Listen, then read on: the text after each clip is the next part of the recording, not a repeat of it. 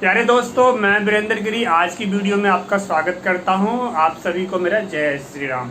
आज की वीडियो में मैं आपको जो है पॉलिटिकल साइंस के इम्पोर्टेंट क्वेश्चन उसको मैं एक्सप्लेन करने जा रहा हूं। वीडियो को देखो, बने रहो। और अगर आपके पास ये पॉलिटिकल साइंस नहीं है, ये सब्जेक्ट आपका नहीं है, आपको क्या करना है, इस वीडियो को शेयर कर देना।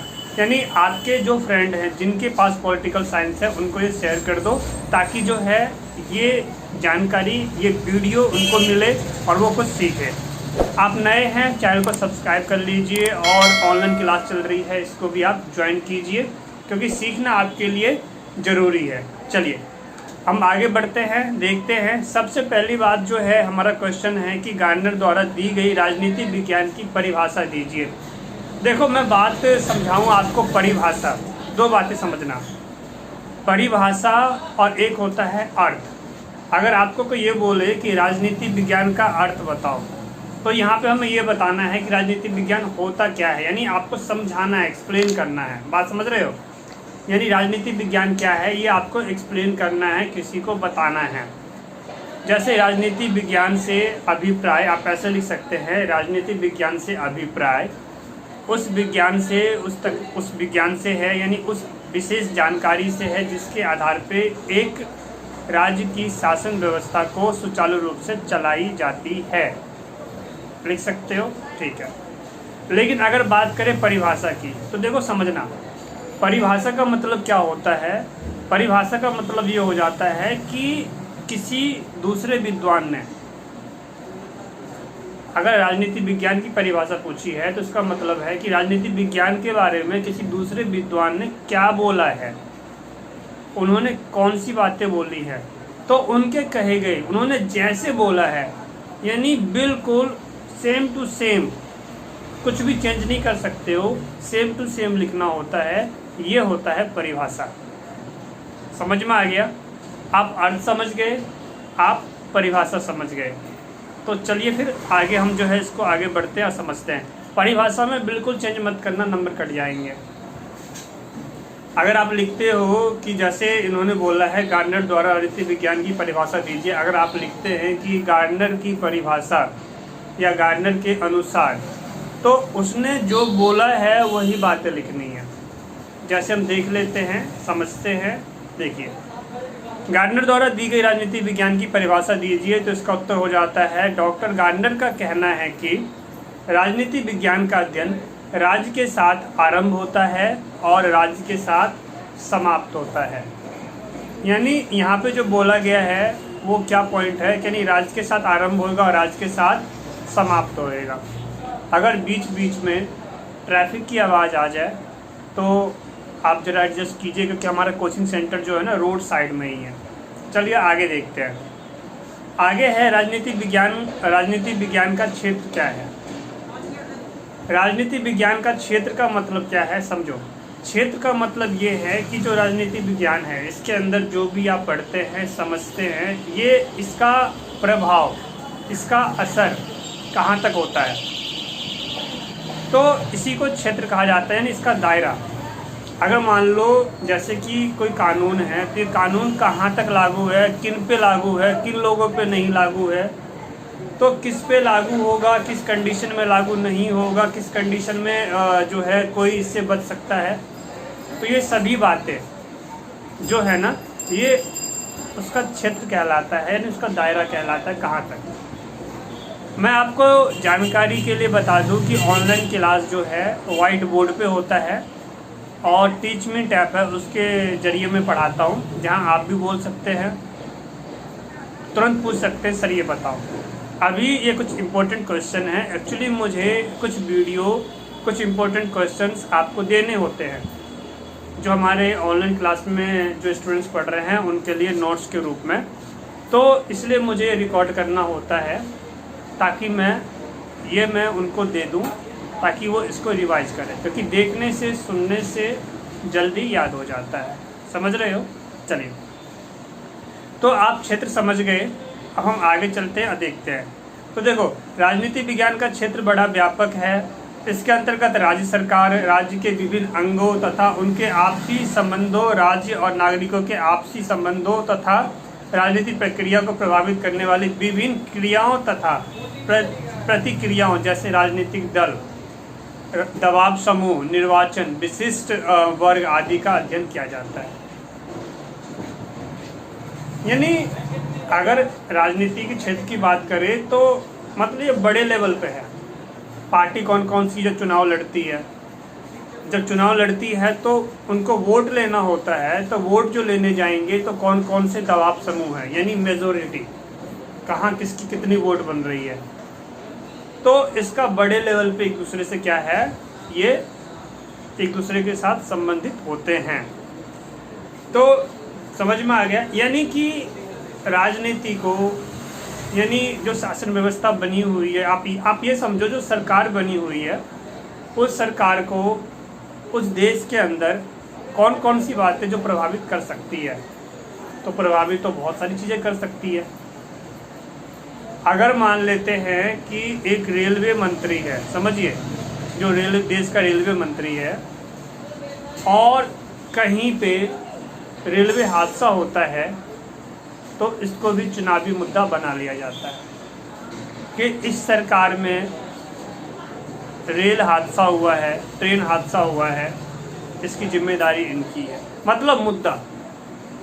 समझ गए। चलिए नेक्स्ट चलते हैं, नेक्स्ट देखते हैं राजनीति विज्ञान का अर्थ बताइए, देख लेते हैं। देखो तो परंपरागत विचारधारा के अनुसार राजनीति विज्ञान को केवल राज्य तथा सरकार के अध्ययन से संबंधित विषय माना जाता था। परंपरागत विचारधारा का मतलब जो कि पहले से चली आ रही है, उसके हिसाब से राजनीति विज्ञान क्या था, केवल राज्य और सरकार, यानी देश और वहाँ चलने वाली सरकार को ही, मतलब उनसे जुड़ा हुआ इसको मानते थे कि मतलब इनसे जुड़ी हुई जानकारी को लेके, ठीक। यानी राजनीति विज्ञान में ये माना जाता था कि देश और उनकी सरकार के बीच किस तरीके से क्या चलेगा, वो सारी चीज़ों को हम समझते हैं, तो वही राजनीति विज्ञान है। लेकिन अगर आधुनिक आज की डेट की बात करें तो ये जो इसका जो अर्थ है वो बढ़ा है। कैसे, समझिए। आधुनिक विद्वान इसे केवल राज्य तथा सरकार के अध्ययन से संबंधित विषय न मानकर इसे मनुष्य के राजनीतिक व्यवहार, शक्ति, सत्ता, मानव समूहों की अंतःक्रियाओं के अध्ययन से भी संबंधित विषय मानते हैं। अब यहाँ पे देखो, राज्य हो गया और राज्य की सरकार, उसका अध्ययन तो किया ही जाता था, परंपरागत जो चली आ रही है राजनीति विज्ञान का जो अर्थ है। लेकिन अब और क्या जोड़ दिया गया, जो नई बातें जोड़ दी गई है वो ये है कि मनुष्य के राजनीतिक व्यवहार, यानी जो लोग हैं उनके राजनीतिक व्यवहार किस तरीके से, उसका भी अध्ययन किया जाता है। शक्ति, सत्ता, यानी जिसकी सरकार चल रही है और जो सरकार पहले काम कर रही थी, इन सभी बातों को भी इसके अंदर देखा जाता है, समझा जाता है कि कोई सरकार अगर गई है, सत्ता से बाहर गई है, आज उनकी सरकार नहीं है, मतलब कोई पार्टी आज वो अपना सरकार नहीं बना पाई है, तो क्यों नहीं बना पाई है, अगर कोई चुनाव हारता है तो क्यों हार गया, उन मुद्दों को देखा जाता है, समझा जाता है। समझ रहे हो। वीडियो जरा लंबा हो रहा है, बने रहो क्योंकि सीखना आपके लिए ज़रूरी है। तो जरा इसका दायरा बढ़ गया है। मानव समूहों की अंतःक्रियाओं के अध्ययन से भी संबंधित विषय मानते हैं। मानव समूह का मतलब हो जाता है कि अभी इससे पहले बताया था दबाव समूह। मानव समूह या दबाव समूह किसी वर्ग का, मान लो किसी वर्ग का, वर्ग मतलब जाति, मान लेते हैं किसी जाति या किसी धर्म के लोग कहीं बहुत ज़्यादा है, तो ये जो नेता लोग हैं ना, इनको तो वोट चाहिए, तो ये उनको खुश करने के लिए उसके हिसाब से ही जो है नीतियाँ बनाते हैं जिससे चुनाव जीते हैं। पॉइंट समझ में आ गया। चलिए आगे देखते हैं। राजनीति विज्ञान के क्षेत्र में शामिल किन्हीं दो विषयों का नाम बताओ। राजनीति विज्ञान के क्षेत्र का मतलब दायरा, जहाँ तक राजनीति विज्ञान चल रही है, तो इसके में कौन कौन से शामिल है समझते हैं। देखो, दो विषय, सबसे पहली बात तो राज्य तथा सरकार का अध्ययन। राज्य होगा तो सरकार का भी तो अध्ययन होएगा। दूसरा क्या होगा, शक्ति तथा सत्ता का अध्ययन। ये दो पॉइंट है जो आप समझ गए। इसके आगे देखते हैं ये जो शक्ति की बात चल रही है, तो शक्ति क्या होती है, जरा शक्ति को समझते हैं। देखो, शक्ति वह तत्व है जिसके आधार पर एक व्यक्ति को दूसरे व्यक्ति का मन, शक्ति वह तत्व है जिसके आधार पर एक व्यक्ति को दूसरे व्यक्ति का मन, कर्म और विचार पर नियंत्रण रखने का अवसर प्राप्त होता है। यानी मन, क्रम और विचार, उस पर नियंत्रण करना, उसको शक्ति कहते हैं। फ्रेडरिक सुमैन के अनुसार, फ्रेडरिक सुमैन विद्वान है, शक्ति मित्र बनाने तथा लोगों को प्रभावित करने की योग्यता है। बहुत सही बात। देखो, अगर आपकी सरकार है, आपके पास पूरी शक्ति है, शक्ति का मतलब पुलिस आपकी है, फोर्स आपकी है, तो आप प्रभावित कर सकते हो,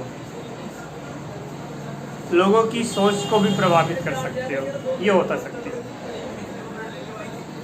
अगर इसको हल्के शब्दों में समझे, आसान शब्दों में, तो ऐसा है, अगर आप ताकतवर हो तो आप लोगों के विचार तक को बदल सकते हो। नॉर्मल सी बात है। मान लीजिए दो जने हैं, एक जो बहुत कमज़ोर है, दूसरा जो ताकतवर है। तो जब कमज़ोर किसी को कुछ बातें समझाएगा तो उसकी बातों को जल्दी नहीं सुना जाता है, उसको हल्के में लिया जाएगा। अगर वही आप शक्तिशाली है, शक्तिशाली से मतलब आप शरीर से, आप पैसे से, तो आपकी बातों को बोलोगे तो उसका कुछ अलग ही इफेक्ट जाता है, ज़्यादा असर जाता है। चलिए आगे देखते हैं। आगे है हमारा कि शक्ति की दो विशेषताएं बताएं। तो शक्ति की विशेषताएं ये हो जाती है कि शक्ति क्या है, संबंधनात्मक है, यानी संबंध, यानी लोगों से जोड़ती है।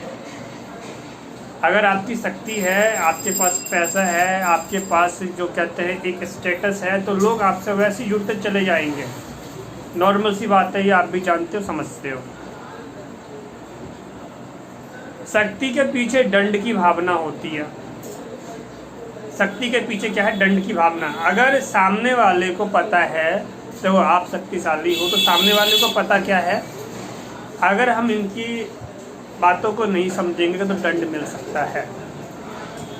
तो ये भी बात ज़रूरी है। चलिए, सत्ता का क्या अर्थ होता है? सत्ता को इंग्लिश में बोलते हैं अथॉरिटी। समझ लेते हैं। देखिए, ऑनलाइन क्लास वाइट बोर्ड पे होगा, टीचमेंट ऐप पे होगा, जहां आप बोल सकते हो, पूछ सकते हो, एक एक पॉइंट को बताऊंगा। ये यूट्यूब है, यहाँ पे केवल मैं एक्सप्लेन कर रहा हूँ ताकि आप कुछ सीखो, समझो। यहाँ पे कमी ये हो जाती है कि यहाँ आप बोल नहीं सकते। दूसरी कमी क्या हो जाती है कि जब ये वीडियो अपलोड हो जाएगा, उसके बाद आप कमेंट करोगे, जब पूछना था तब मैं हूँ नहीं। बात समझिए। तो ये जो जितनी कमियाँ हो रही है, ये सभी ऑनलाइन के अंदर, ऑनलाइन क्लास के जरिए सही हो जाती है। चलिए आगे देखते हैं और समझते हैं। सत्ता का मतलब होता है अथॉरिटी, और सत्ता का क्या अर्थ है जरा इसको देख लेते हैं। तो सत्ता वह शक्ति है जिसका आधार विवेक युक्त एवं औचित्यपूर्ण होता है तथा इससे राजनीतिक व्यवस्था को लोगों की सहमति तथा स्वीकृति प्राप्त होती है। क्या बोला जा रहा है? इससे राजनीतिक व्यवस्था को लोगों की सहमति तथा स्वीकृति प्राप्त होती है। लोगों की सहमति और स्वीकृति प्राप्त, इसका क्या मतलब है? देखो, सत्ता का मतलब क्या है, ध्यान दो। जैसे अभी इस टाइम हमारे देश में प्रधानमंत्री कौन है? श्री नरेंद्र मोदी जी। तो अभी उनकी सत्ता है, तो जो उनकी सत्ता है, सरकार जीत के आई है, तो लोगों की सहमति है तभी तो जीत के आए हैं। लोगों ने तो उनको जिताया है, तभी तो जीत के आए हैं। बात समझ रहे हो? तो इसलिए यहाँ पे एक बात बोला गया है, मैं फिर से रिपीट कर देता हूँ, ध्यान दो कि सत्ता वह शक्ति है जिसका आधार विवेक युक्त एवं औचित्यपूर्ण होता है। विवेक युक्त यानी कि दिमाग से, और औचित्यपूर्ण मतलब जो दिखता है, तथा इससे राजनीतिक व्यवस्था को लोगों की सहमति तथा स्वीकृति प्राप्त होती है। समझ में आ गया? अभी मैंने बोला था औचित्यपूर्ण। आप जब पढ़ेंगे राजनीति विज्ञान या कोई भी किताब पढ़ते हैं, तो बीच बीच में ऐसे ऐसे कठिन शब्द आ जाते हैं जिसका मतलब आपको पता नहीं है। समझ रहे हो? तो यही तो क्लास की ज़रूरत होती है, तभी तो बोला जाता है बिन गुरु ज्ञान नहीं। तभी तो ज़रूरी है कि आप क्लास को ज्वाइन कीजिए और आप पढ़िए। चलिए नेक्स्ट देख लेते हैं। नेक्स्ट हमारा स्वतंत्रता शब्द, जिसने अंग्रेजी में लिबर्टी कहते हैं, की उत्पत्ति किस शब्द से हुई है और वह शब्द किस भाषा का है। समझ लेते हैं। देखो, स्वतंत्रता अर्थात लिबर्टी शब्द की उत्पत्ति लैटिन भाषा के शब्द लीवर से हुई है। इसमें कुछ समझने के लिए है नहीं, रिपीट कर दूं। स्वतंत्रता अर्थात लिबर्टी शब्द की उत्पत्ति लैटिन भाषा के शब्द लीवर से हुई है। खत्म। चलो, स्वतंत्रता के किन्हीं 4 रूपों के नाम बताओ। स्वतंत्रता के किन्हीं 4 रूपों के नाम बताओ। सबसे पहले क्वेश्चन को समझो। क्वेश्चन क्या कह रहा है? स्वतंत्रता, स्वतंत्रता के अलग अलग रूप हो सकते हैं। हाँ है। कैसे? समझिए। स्वतंत्रता का मतलब आप आज़ाद हो। आप बोलने की आपको आज़ादी है, आपको अपने व्यवसाय करने की आज़ादी है, ये भी स्वतंत्रता कहलाती है। समझ रहे हैं? चलिए नेक्स्ट देखते हैं, समझते हैं। स्वतंत्रता के किन्हीं 4 रूपों के नाम बताओ। तो इसमें क्या है? पहला हो जाता है प्राकृतिक स्वतंत्रता। प्राकृतिक का मतलब जो नेचुरल है, जो आपको मिला हुआ है। ठीक। इसके आगे बात करते हैं नागरिक स्वतंत्रता। प्राकृतिक स्वतंत्रता मतलब जो आप जन्म से आज़ाद है। नागरिक स्वतंत्रता, नागरिक स्वतंत्रता का मतलब कि जो हमारे देश में आप कहीं से कहीं भी जा सकते हैं, ये आपको नागरिक स्वतंत्रता मिला हुआ है। राजनीतिक स्वतंत्रता का मतलब हो जाता है कि आप जो है इलेक्शन में यानी चुनाव में खड़े हो सकते हो। क्यों? अगर आप चाहते हैं राजनीति का हिस्सा बनना तो खड़े हो सकते हैं, चुनाव लड़िए। आर्थिक स्वतंत्रता, आर्थिक स्वतंत्रता का मतलब होता है आप जो है वे सभी व्यवसाय कर सकते हैं जो गैर कानूनी ना हो, आप आज़ाद हैं। समझ में आ गया? कमेंट करना, कमेंट करना। अरे ऑनलाइन क्लास को ज्वाइन कर लो, पढ़ाई में सीरियस बनो, ये स्टूडेंट लाइफ है, सीखने में टाइम दो। समझ रहे हैं आप? चलिए तो एक लास्ट क्वेश्चन ले लेते हैं, फिर हमारे 10 क्वेश्चन कंप्लीट हो जाएंगे। राजनीति स्वतंत्रता का क्या अर्थ है? समझिए। राजनीति स्वतंत्रता व्यक्ति की वह स्वतंत्रता है जिसके प्रयोग से वह राज्य के कार्य में भाग ले सके। इसके लिए राजनीतिक अधिकारों का प्रयोग आवश्यक है। राजनीतिक अधिकारों का प्रयोग आवश्यक है। ठीक। अब एक काम करते हैं, कुछ क्वेश्चन को देख ही लेते हैं, आर्थिक स्वतंत्रता को भी देख ही लेते हैं। तो आर्थिक स्वतंत्रता क्या है? आर्थिक स्वतंत्रता का यह अर्थ है कि व्यक्ति को भूख तथा बेकारी से मुक्ति हो, उसे अपनी रोजी रोटी कमाने के लिए उचित अवसर और सुविधा प्राप्त हो। वही बात जो मैंने बताया था अभी आपको। यहाँ तक क्लियर है? तो इसको वीडियो को देखो, अब ना ये 19 मिनट होने वाला है, वीडियो को यहीं रोक देते हैं। ठीक। आपने इतना टाइम दिया, थैंक यू सो मच। और सुनो, बिन गुरु ज्ञान नहीं होता है, ऑनलाइन क्लास ज्वाइन कर लो। ये आपको नंबर दिख रहा है, इस नंबर पे आप मुझसे ज़रूर कांटेक्ट कीजिए। मतलब व्हाट्सएप करो कि सर मुझे क्लास लेनी है। पढ़ाई करो, पढ़ाई आपकी पूरी ज़िंदगी काम आने वाली है। डिस्क्रिप्शन में हमारा एक दूसरा चैनल है, ओनली ट्रिकी इंग्लिश गुरु, उसको सब्सक्राइब कर लो। उस पर इंग्लिश की लाइव क्लास चलेगी और स्पेशल इंग्लिश की वीडियो आपको वहाँ मिलेगा। और शेयर भी करना। मिलता हूँ जल्द ही अगली वीडियो में, और वीडियो को शेयर ज़रूर कर देना। नए हो चैनल को सब्सक्राइब कर लेना, और जल्द मिलते हैं डेमो क्लास में, क्योंकि जो हमारी ऑनलाइन क्लास है यहाँ पे आपको फीस रिफंड का भी हम सुविधा देते हैं। अधिक जानकारी के लिए व्हाट्सअप कर लेना। जय हिंद, जय हिंद, वंदे मातरम।